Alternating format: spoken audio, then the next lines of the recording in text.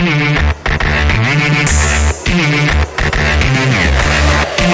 welcome to the channel. Welcome to Blue Point TV, where we talk about football and football related stories.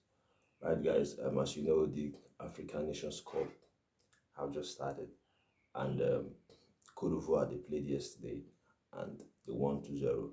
I feel like it was comfortable win for Cote d'Ivoire. So, and this is the same group that the Super Eagles, Nigeria, the same group that they found themselves. So Nigeria will be playing against against Cote d'Ivoire. So they're in the same group with the host nation, as you know, Cote d'Ivoire. They are the one hosting the tournament. So for me, I feel like it's not an easy group where you have Cote d'Ivoire, Nigeria, you have Guinea-Bissau, and you have Equatorial Guinea. I feel like it's a strong group.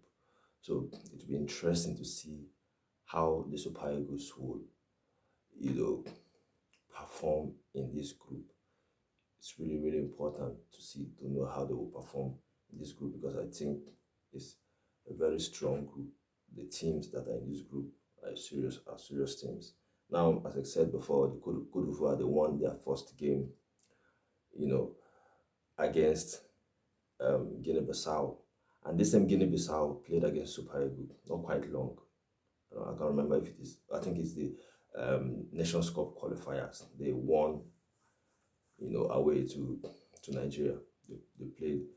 They came to Nigeria and they won 1-0. So they themselves will be having that kind of belief to say, even if they lost against Cote d'Ivoire, they could win against the Super Eagles. That's why I think the group is a strong group. Now, the Super Eagles will be playing today and they'll be playing against Equatorial Guinea. That's another strong team, I think. I don't really know much about Equatorial Guinea.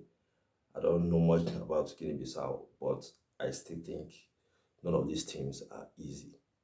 Now, for the Super Eagles, I think we are a good team. I think Nigeria have some very, very good players. I honestly do. I think they have some good players. But the problem I have with this team is that some of the players that could have been in this squad, they are injured. Like Wilfred Ndidi, I feel like he's a key player. For me, the best midfielder for the Super Eagles. For me, I think Wilfred Ndidi is the best midfielder for Super Eagles. And then Victor Boniface as well will not be available. That's a huge miss for me because he has been very, very good for his club by Leverkusen this season. And he could have been important, for the team. But then he will not be available because of he got injured. So it will be interesting to see how the coach would set up this team now that some of these key players are not available. Now, of course, there are some players that came in, to replace these ones that are not injured. Now, the players that got injured that were supposed to be part of the team, Omar Sadiq. I think this striker is playing in Spain for Real Sociedad. Now he was part of the squad, but he got injured. Now Paul Onachu will be the one to replace Omar Sadiq. For Paul Onachu, I don't know how good he is, but let's hope he can, replace Omar Sadiq well and also step up his game if maybe he has a chance to play. And then Victor Boniface, obviously most of us will know Victor Boniface. He plays in Germany for Bayer Leverkusen. Very good player. Like I said before, I feel like we'll miss this player. For me, I think we'll miss Victor Boniface. But then the player that will replace Victor Boniface is Terry Murphy. I think Terry Murphy plays in, I think he plays in France. I think that's where he plays. I can't remember the club, but I think he plays in France. I still think he's a good player. But yeah, we'll see if he got the opportunity to play, how well he will help the team. And then Wilfred Ndidi, this is another player that I think could have been important for the Super Eagles because I think, like I said before, he's a key player for this team.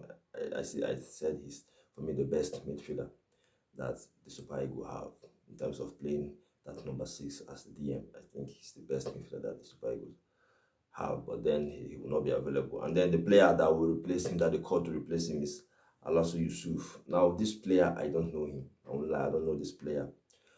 But there is talks that he's a good player. So let's just hope that these players that will replace the injured players will step up their game if maybe they have the chance. And for Yusuf, I think he will start some games. I think he will start some game because maybe he's a DM. I don't know. Maybe because we know the player that is he's replacing is a DM. Usually this is a defensive midfielder. That's a number 6. So I feel like this player maybe is a DM. Like I said before, I don't really know Yusuf. So like I said, maybe it's a DM. So now going back to the group, Nigeria will be playing against Equatorial Guinea. For me, the first game in this group is key for the Super Eagles. They have to win the first game. They have to win the first game because, as you know, they are in the same group with Cote d'Ivoire. Cote d'Ivoire they are a good team. Even if they are not the host, they are still a good team. But then they are even the host. So Cote d'Ivoire, I feel like they have some kind of advantage to their side because one, they are a good team. Secondly, they are the host, so they have some kind of advantage. I think they are one of the favorites to win the tournament. They are not my favorite, but I think they are one of the favorites to win the tournament. Obviously, Nigeria as well are also one of the favorites to win the tournament. They also have some good players. We shouldn't forget Victor Osimhen is, the Nigerian striker and is the best player at this moment in Africa. So we should have some respect for the Super Eagles as well. But we should also know that Cote d'Ivoire are a good team. They won their first leg. That's why I think winning the first leg against Equatorial Guinea will be crucial for the Super Eagles if they want to go through in this group.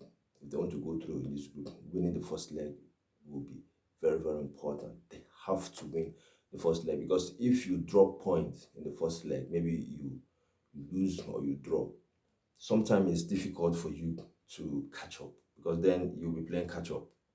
That's what they will be playing. They will be trying to see that they win the next game and then the next game.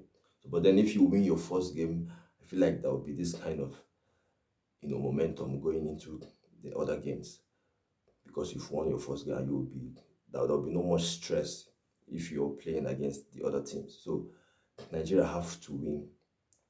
The Super Eagles for me have to win their first game against Equatorial Guinea. It's very important they win their first game.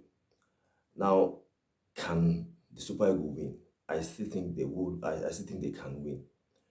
Do they have enough quality players to win this game? Like I said before, there are some players that could have been helpful for the Super Eagles if they will win this game. But then some of them are injured. Now, I still think in terms of the attacking line, which we all believe is the strength for the Super Eagles, I think that's the best position for the Super Eagles. We are stuck in that position. The attacking players are just main in that position. And we still have some quality attacking players. Victor Osimhen, we have Kelechi Iheanacho, we have what's his name, Chukwueze. We also have Lukman. So we have some very good attacking players. I'm okay with the attack that we still have. I'm still confident with the attackers that we have. Now, where I'm worried is the midfield and the goalkeeper. That's where I'm worried. For the defense, I think the defenders that we have, I don't think there's any changes there. I don't think that any of the defenders are injured. I think the defenders that we expect that are supposed to be there, I think they are still available. But for the defense, I just hope any of them that will be starting games for the Super Eagles, they have to step up their game because they have been making some kind of mistake in their recent games defensively. I feel like they have been making some kind of mistake. But in terms of SNL, we still have the usual defenders that we expect to be there. It's just the midfield. Of course, as I said before, indeed, they will not be available. So it's the midfield and the goalkeeper, especially the goalkeeper. The goalkeeper for me is the problem. he is the problem. Now, as you know, the first choice goalkeeper, the one that the coach preferred to go with, is Ozor. I think he's the one that the coach prefers. So he is obviously he's the first choice goalkeeper for the manager. But I feel like it's not good enough. I feel like Ozor hasn't been good enough. Watching him in the Super Eagles team, in all games that I've watched him, I think he always makes mistake. I mean, the mistake that this keeper always makes is just a simple mistake that he's not supposed to make. And it's funny enough to say that I feel like he has the ability, he has what it takes in terms of his body structure to be a very good goalkeeper. This guy is massive, he's big, he's tall, so he should be doing better as a goalkeeper. He should be doing better as a goalkeeper, but he's not doing what we want him to, what we expect from him based on how his body build. I feel like he has a very good structure to be a very good goalkeeper. If you watch Edward Mendy, the top goalkeepers in Africa, if you watch Edward Mendy, is big, he's massive, just like Ozil. You see what Edward Mendy is doing. He's a top goalkeeper. If you watch the Morocco goalkeeper, the same thing. He's like them. He's tall, he's big, fantastic goalkeeper as well. But Ozil, for me, he hasn't shown consistency. He hasn't shown that he is worthy enough to be the number one for the Super Eagles. But then the others, I don't really know the others. Ojo and Nwabili. These other goalkeepers, I don't really know them that well. So I don't know how good they are. I don't know if Ozor is better than them. Maybe that's the reason why the manager prefer Ozor, or maybe Ozor, the height of Ozor. Maybe that's the reason why the manager prefer to go with Ozor. But I still think that position, the goalkeeping position, is a problem. If Ozor can, perform well, I think he will be important for Nigeria, because I feel like some of the goals that Super Eagles might concede in this tournament could be from him. That's my worry. I feel like defensively we can, the performances can be there in terms of the defenders. I feel like they will, defend well. But what about the goalkeeper? Do you think if it is time for him to make a save, do you think he can make save that we expect him to make? That's my point. Of course, there are saves that are balls that will go in, and you will not blame the goalkeeper. But the ones that we expect a goalkeeper to save, we want Ozor to save those, chances that comes to him that we expect him to save. That's my worry for Ozor. I'm not sure if he's good enough to make those saves that we expecting to save. But yeah, like I said, Nigeria and Super Eagles have to win this game. It's so important if they want to go through. If they want to go through, it's so important. They have to win this game. So that's it from me on this one. What's your thought? What's your opinion? Do you think the Super Eagles will win this game against Equatorial Guinea? Your thought and your opinion on this one. And in terms of performances, right? If Nigeria will perform well in this tournament, the coach, I feel like he has to do more, the manager, because in terms of his selection has to be on point. He has to make the right selection, pick the right players. Tactically, the coach, he has to be sound tactically in terms of in-game management.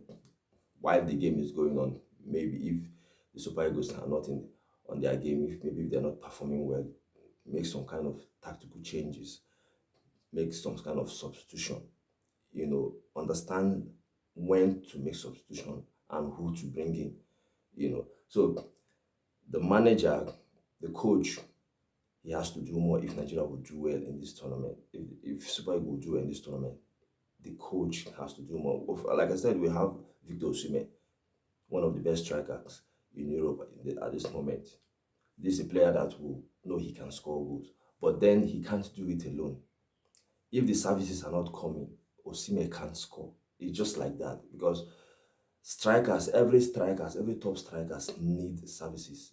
If the services are not coming, there's no way they will score. So they need, the team collectively to perform well, from the goalkeeper, from the defense, from the midfield, from the attacking players to perform, for the main man to do well. So if they are not performing well, then it will be difficult for Victor Osimhen. In terms of possession, they have to make sure they control the possession of the game. They have to make sure they control the ball. They shouldn't allow Equatorial Guinea to control the game, because if they allow Equatorial Guinea to control the game, then I feel like it could be difficult for Nigeria to win the game. Right? They don't have, I mean, they themselves have to control the game. Make sure you control the game. And like I said before, the manager have to make the right selection. This coach is key if Nigeria will go far in this tournament. So if collectively he set up the team in the right way, I think Victor Osimhen will perform, and I think he will score the goals that we're expecting to score. So your thoughts, your opinion on this one. Do you think Nigeria will win the game? How far do you think that the Super Eagles will go in this tournament? So that's my opinion. And please, guys, if you're watching the video, subscribe to the channel Blue Point TV if you're new. Like the video, it's really important. We'll be following this competition. We'll be giving you updates on this competition, also on the Super Eagles, how well they are performing. Thank you, guys. Stay safe while I see you again. Bye.